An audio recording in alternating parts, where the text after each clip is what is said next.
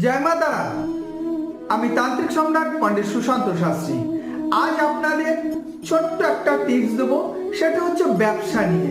আপনারা যে ব্যবসা করছেন, এই যে শীতকালীন ব্যবসা, এই শীতকালীন ব্যবসায় আপনাদের কি কি সমস্যা হতে পারে, কেন আপনারা সমস্যা ফেস করবেন, সেই জন্য কারণটা কি হচ্ছে দেখুন। শীতকালীন ব্যবসা হচ্ছে, রাহু হচ্ছে এই শীতকালীন ব্যবসা অধিকাংশ মানুষের সঙ্গেই হচ্ছে পুরানো পানা দেখা দেবে।